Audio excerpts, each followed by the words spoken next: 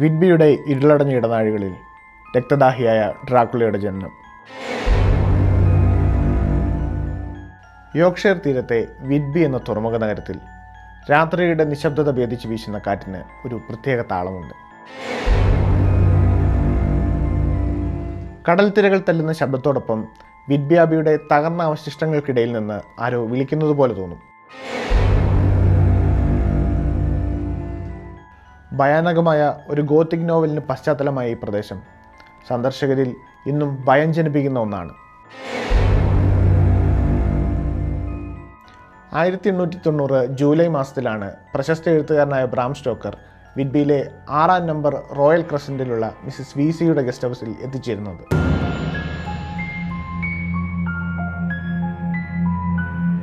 തൻ്റെ സുഹൃത്തായ sir Henry ഇർവിങ്ങിൻ്റെ നിർദ്ദേശപ്രകാരമാണ് അദ്ദേഹം ഈ നഗരം തിരഞ്ഞെടുത്തത്.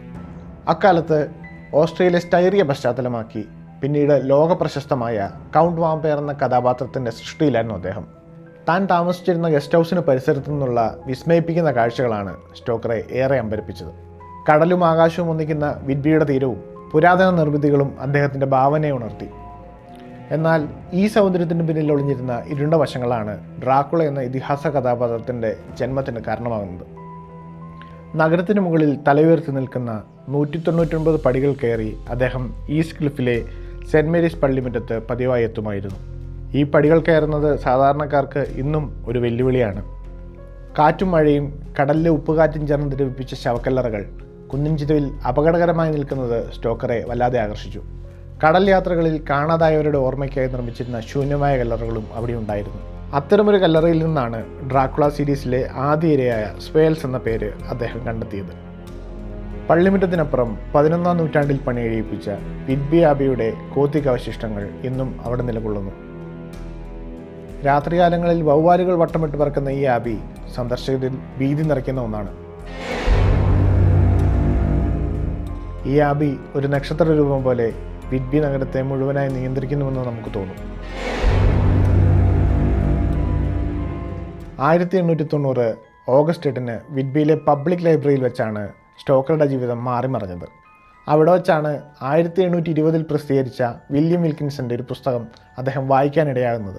15-ാം നൂറ്റാണ്ടിലെ ശത്രുക്കളെ കുന്തത്തിൽ തറച്ചു കൊന്നിരുന്ന ബ്ലാഡ് ടെമ്പസ് എന്ന രാജകുമാരനെ കുറിച്ച് വിവരിക്കുന്ന പുസ്തകമായിരുന്നു അത്. ആ രാജകുമാരൻ ഡ്രാക്കുള എന്നാണ് അറിയപ്പെട്ടിരുന്നത്. വലാച്ചിയൻ ഭാഷയിൽ ഇതിന് പിശാചെന്നും അർത്ഥമുണ്ട്.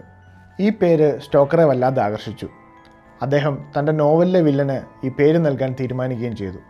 1885 റഷ്യയിൽ നിന്നുള്ള ദിമിത്രി എന്ന കപ്പൽ വിഡ്ബിയിൽ വെച്ച് തകർന്നിരുന്നു. ഈ കപ്പലിനെ അദ്ദേഹം തൻ്റെ നോവലിൽ ഡെമിറ്റീർ എന്ന് പുനർനാമകരണം ചെയ്തു. നോവലിൽ ഡെമിറ്റീർ കപ്പൽ കരക്കടിയുമ്പോൾ ജീവനക്കാരെല്ലാം ദുരൂഹമായി കൊല്ലപ്പെട്ടിരുന്നു. കപ്പിത്താനാകട്ടെ ജീവൻ വെടിഞ്ഞിട്ടും സ്റ്റിയറിംഗിൽ ബന്ധിക്കപ്പെട്ട നിലയിലായിരുന്നു ഉണ്ടായിരുന്നത്. കപ്പൽ കരക്കടിഞ്ഞ നിമിഷം ഭീമാകാരനായ ഒരു കറുത്ത നായ പുറത്തേക്ക് ചാടി 199 പടികളും കടന്ന് ആബിയെ ലക്ഷ്യമാക്കി പോയതായി കഥയിൽ പറയുന്നുണ്ട്. ഈ കറുത്ത നായ വാസ്തവത്തിൽ വാമ്പയറായ ഡ്രാക്കുള തന്നെയായിരുന്നു. ഡ്രാക്കുള ഇംഗ്ലണ്ടിലേക്ക് എത്തിയത് ഈ തീരത്തുകൂടിയാണെന്നുള്ള ചിന്ത ഇന്നും ഭീതി ഉണർത്തുന്നു. 1897 പ്രസിദ്ധീകരിച്ച ഡ്രാക്കുള എന്ന നോവൽ ലോകമെമ്പാടും പ്രശസ്തി നേടി. പത്രക്കുറിപ്പുകൾ, ഡയറി കുറിപ്പുകൾ, കത്തുകൾ എന്നീ മാധ്യമങ്ങളിലൂടെയാണ് കഥ പുരോഗമിക്കുന്നത്. ഹെൻറി ഇർവിങ്ങിനെ മനസ്സിൽ കണ്ടാണ് സ്റ്റോക്കർ ഡ്രാക്കുളയുടെ രൂപം വിഭാവന ചെയ്തത്. എന്നാൽ ഇർവിങ്ങിന് ഈ കഥ ഇഷ്ടപ്പെട്ടില്ല. ഇന്ന് വിഡ്ബിയിലെത്തുന്നവർക്ക് ഈ ഭയാനകമായ കഥ അനുഭവിച്ചറിയാൻ ഡ്രാക്കുള എക്സ്പീരിയൻസസ് ഒരുക്കിയിട്ടുണ്ട്. ലൈവ് അഭിനേതാക്കളും സ്പെഷ്യൽ എഫക്റ്റുകളും ഉപയോഗിച്ച് ഡ്രാക്കുളയുടെ കഥ അവിടെ പുനർജനിക്കുന്നു. നഗരത്തിലെ തിമ്മിംഗലാസ്തികൾ കൊണ്ട് നിർമ്മിച്ച വെയിൽബോൺ ആർച്ച് നോക്കിയിരുന്നാൽ വിഡ്ബി ആബി കൃത്യമായി ഫ്രെയിം ചെയ്തതുപോലെ കാണാൻ സാധിക്കും. 1980 ബ്രാം സ്റ്റോക്കറുടെ ഓർമ്മയ്ക്കായി വിഡ്ബിയിൽ ഒരു ബെഞ്ച് സ്ഥാപിച്ചിട്ടുണ്ട്. സ്റ്റോക്കർ തൻ്റെ ഭാവനയിൽ കണ്ട അതേ കാഴ്ചകൾ ഈ ബെഞ്ചിലിരുന്നാൽ കാണാൻ സാധിക്കും. വിഡ്ബി ജെറ്റ് എന്ന കറുത്ത കല്ല് വിലാപാഭരണങ്ങൾക്കായി ഉപയോഗിക്കുന്നത് ഈ നഗരത്തിൻ്റെ ഗോത്തിക് സ്വഭാവത്തിന് മാറ്റുകൂട്ടുന്നുണ്ട്. രാത്രിയുടെ ഇരുണ്ട യാമങ്ങളിൽ ആബിയുടെ അവശിഷ്ടങ്ങൾക്കിടയിൽ ഡ്രാക്കുള ഇന്നും വിരാജിക്കുന്നുണ്ടെന്ന് സന്ദർശകർ വിശ്വസിക്കുന്നു. വിഡ്ബി വെറുമൊരു തുറമുഖ നഗരമല്ല, മറിച്ച് ഡ്രാക്കുളയുടെ നിത്യവസതി കൂടിയാണ്. ബ്രാം സ്റ്റോക്കറുടെ കാലം കഴിഞ്ഞ് നൂറ്റാണ്ടുകൾ പിന്നിട്ടിട്ടും വിഡ്ബിയുടെ ആത്മാവിൽ ഇന്നും ഡ്രാക്കുളയുടെ നിഴലുണ്ട്. ഈ തീരങ്ങളിൽ ഡ്രാക്കുള ഇന്നും വിശ്രമിക്കുന്നു. വായനക്കാരുടെ പേടി സ്വപ്നങ്ങളിൽ അവൻ ഇന്നും ജീവിക്കുന്നു. വിഡ്ബി സന്ദർശിക്കുന്ന ഏതൊരാളും ഈ 199 പടികൾ കയറുമ്പോൾ തങ്ങളെ ആരോ പിന്തുടരുന്നതായി തോന്നും. കൂടുതൽ വീഡിയോകൾക്കായി ചാനൽ സബ്സ്ക്രൈബ് ചെയ്യൂ. നന്ദി.